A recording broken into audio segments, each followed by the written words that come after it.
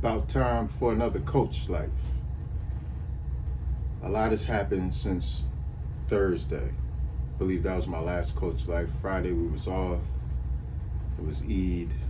I can't believe Friday was Eid, Ramadan Kareem. But I wanted to share a couple of stories, and I'll probably just condense it into one. So this time 6 years ago,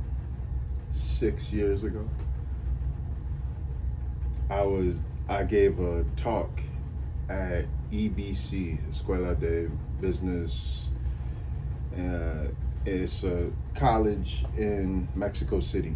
So I was in Mexico City.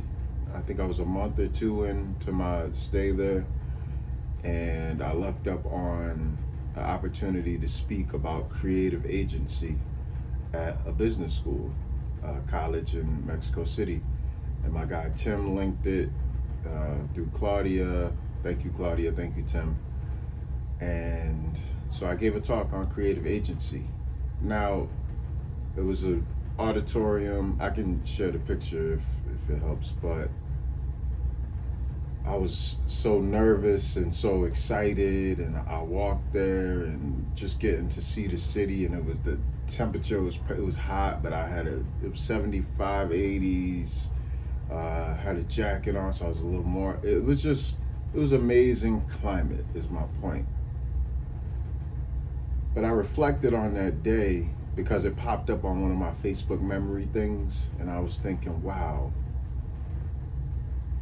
I've been teaching for a long time in a very dynamic way. And then I realized it's what we all do. We all teach in dynamic ways. We're all teachers, we're all students. So then I realized, so what about the people who are doing the teaching, what I would argue is the more valuable teaching, who, there's no pay scale for it, there's no real measure of value just yet. Can we create a system? Can we create a value system where we can start to build meaning off of these teachings? So a person who teaches you how to be a good person, right? That's just something that you inherit through being around them, or you pick up luckily through learning or whatever experience. But that person doesn't get a proper reward outside of the reward of being themselves, which, that's great, but you can't really eat breakfast with that. So, and I think 5-10 years ago, even when I was giving that talk in Mexico City, I don't know that I would have understood the importance of actually creating monetary value for that learning experience. Now I'm saying we need to build the infrastructure. Everyone's 5-10 years ago, I would have said, no, nobody, we're not ready. Tried it, been there, done that, got the scars and the t-shirt to prove it. But now I think people are ready. And I wouldn't be surprised if someone's already building it. I would love to be a part of that. Also, Africa kept coming up.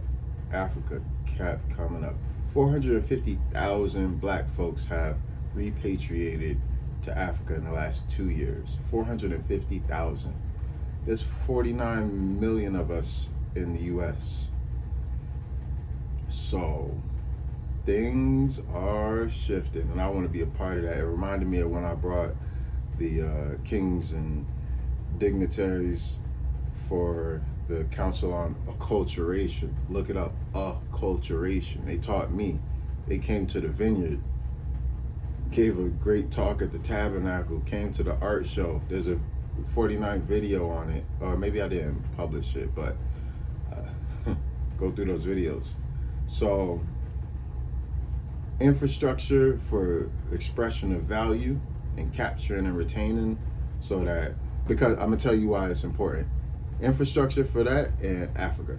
So it's important because you have a lot of people who are in and around or boldface hijacking good people's energy for no reward. And you, at first you can say, well, that's not right, that's oppressive, that's whatever.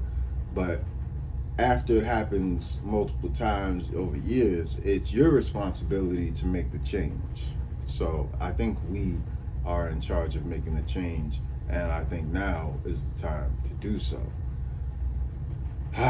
It's refreshing, it's scary, it's what we're here for. So buckle up. Yeah, the timing is right for significant change. I was hoping that the timing would be right in 2020. People felt that way, but once we bounced back into trying to find a sense of normality, it was more so about people trying to ground themselves in something, and the mechanisms of capitalism just ground harder. So people are in a tough spot right now. But sending you blessings. Had a best day, Coach Life. Ciao.